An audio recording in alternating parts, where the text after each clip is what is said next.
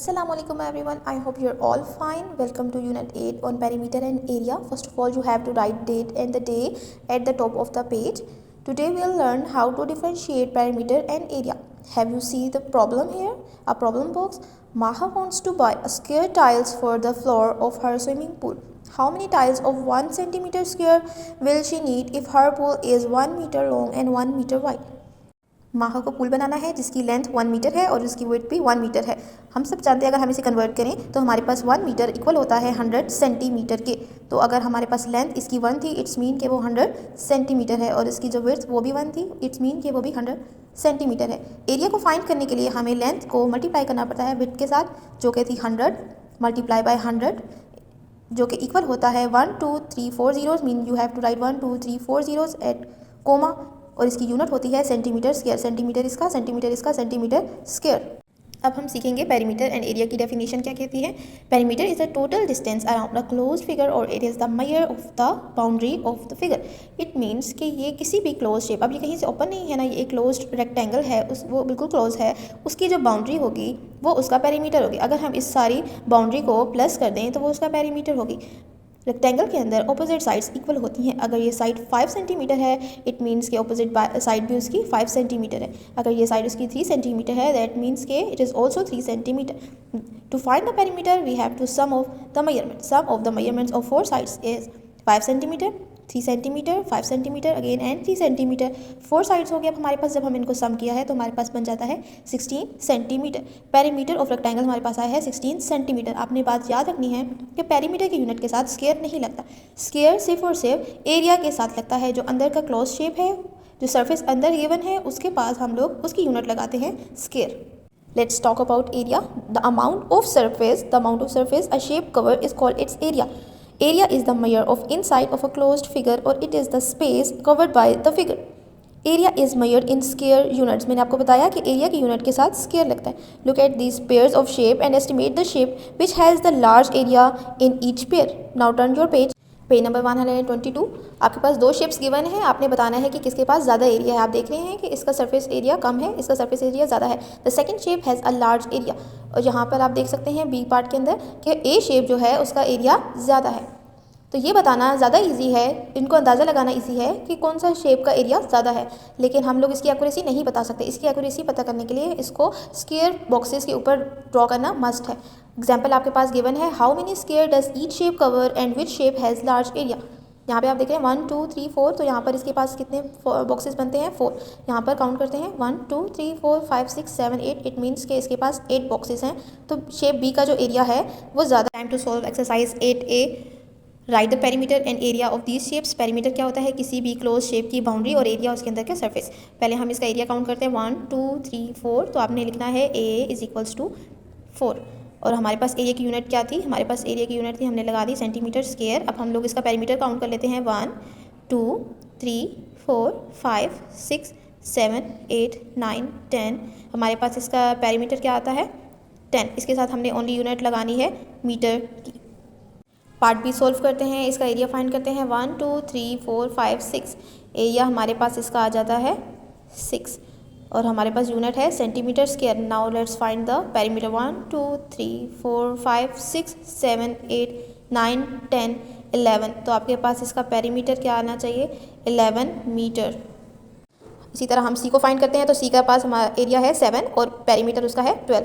अगर हम डी की बात करें, डी शेप की, तो हमारे पास एरिया है 5 और इसका पेरीमीटर है 10। साथ आपने यूनिट मस्ट लगानी है। अगर हम ई फिगर की बात करें तो हमारे पास एरिया है 6 और इसका पेरीमीटर बन जाता है 14। जी शेप हमारे पास ये है, इसका एरिया है 6 और इसका पेरीमीटर है 14। हमारे पास एफ है, पेरीमीटर इसके पास 12 है और इसका एरिया अंदर की सरफेस जो है वो 5 है। आपने ये एक्सरसाइज बुक के ऊपर ही कंप्लीट करनी है। पेज नंबर 123 पर आ जाएं। आपके पास क्वेश्चन है, note the area of each shape and answer the question given below. पहले हम इसका एरिया फाइंड कर लेते हैं। इसके पास 1 2 3, इट मीन्स कि इसका 3 है। 1 2 3 4 4, साथ में लिख लेते हैं सेंटीमीटर स्क्वायर। सेंटीमीटर स्क्वायर इसको काउंट करते हैं 1.5 1.5 cm square. 1 2 3 4 5 5 cm square. 1 2 3 is also 3 centimetre square. Part A, which shape have the same area as shape A. Shape हमारे पास ये है, कौन सा ऐसा एरिया है जो कि 3 सेंटीमीटर ही है? Shape E. Which shape has the largest area, सबसे ज़्यादा किसके पास है? 5 के पास। हम लिख लेते हैं shape D. Which shape has the smallest area, सबसे थोड़ा एरिया किसके पास था 1.5 centimetre, it means shape C.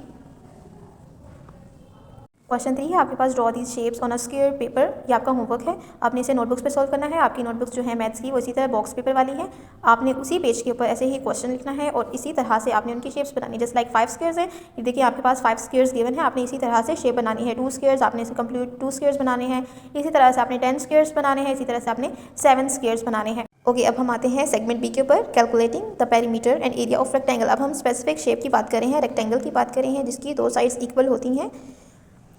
Below the formula of for measuring the area and perimeter of a rectangle, आपको जो है फार्मूला ऑलरेडी गिवन है। पेरीमीटर को फाइंड करने के लिए, सिर्फ रेक्टेंगल के पेरीमीटर को फाइंड करने के लिए आपने लेंथ को और ब्रेथ को प्लस करना होता है और इनके आंसर को मल्टीप्लाई करना होता है अपने 2 के साथ, यानी कि ट्वाइस उसका।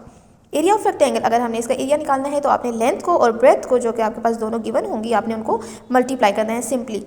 आपके पास एग्जाम्पल गिवन है, find the perimeter and area of rectangle when length, आपके पास लेंथ जिसकी 5 सेंटीमीटर है और ब्रेथ जिसकी 2 सेंटीमीटर है। अगर हम इसकी शेप को भी देखें तो लेंथ हमेशा वो साइड होती है जो थोड़ी सी लॉन्गर होती है।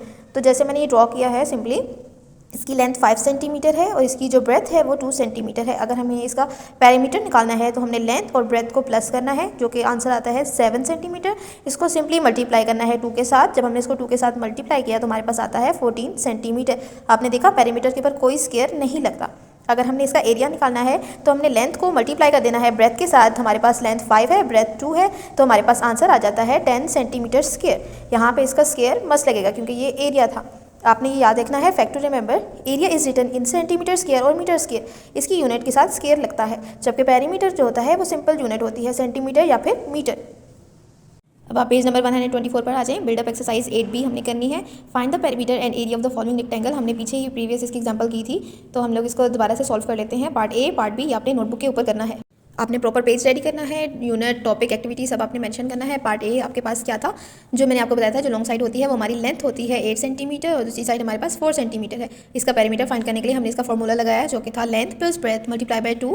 आपने इसी तरह लेंथ 8 है, ब्रेथ आपके पास 4 है, उसको 2 के साथ मल्टीप्लाई किया, इन दोनों को सम किया तो आपके पास आता है 12 सेंटीमीटर और 2 से मल्टीप्लाई करने के बाद आपके पास आंसर आता है 24 सेंटीमीटर। आपने याद रखना है कि पेरीमीटर में स्क्वायर नहीं लगता। अब हम इसका एरिया फाइंड करेंगे। एरिया फाइंड करने के लिए हमें लेंथ को ब्रेथ के साथ मल्टीप्लाई करना पड़ता है। 8 सेंटीमीटर हमारी लेंथ थी, मल्टीप्लाई किया हमने इसको 4 सेंटीमीटर के पास, हमारे पास आंसर आता है 32 सेंटीमीटर स्क्वायर। सेंटीमीटर सेंटीमीटर आपस में मल्टीप्लाई होते हैं, हमारे पास एरिया के अंदर स्क्वायर मस्ट लगता है। पार्ट बी का पेरीमीटर फाइंड करने के लिए हमें लेंथ और ब्रेथ को प्लस करना है और मल्टीप्लाई करना है 2 के साथ। लेंथ हमारे पास है 9 सेंटीमीटर, ब्रेथ हमारे पास है 6, उसको मल्टीप्लाई किया हमने 2 के साथ, हमारे पास आंसर आता है 30 सेंटीमीटर। इसका एरिया फाइंड करने के लिए हमें लेंथ और ब्रेथ को मल्टीप्लाई करना है। 9 सेंटीमीटर को 6 सेंटीमीटर के साथ जब हमने मल्टीप्लाई किया हमारे पास आता है 54 centimetre square. That's all for today. आपने क्या करना है कि एक्सरसाइज 8A का क्वेश्चन नंबर 3 जो है वो अपने नोटबुक के ऊपर करना है, वो आपका होमवर्क है। और आपने एक्सरसाइज 8B का क्वेश्चन नंबर 1 जो है, इसके दोनों पार्ट आपने नोटबुक के ऊपर करना है। ये आज का क्लास वर्क है और इसे हमने 8A जो किया था, जो बुक वर्क था, वो भी आपने आज ही कंप्लीट कर लेना है और इसकी प्रैक्टिस आपने मस्ट करनी है।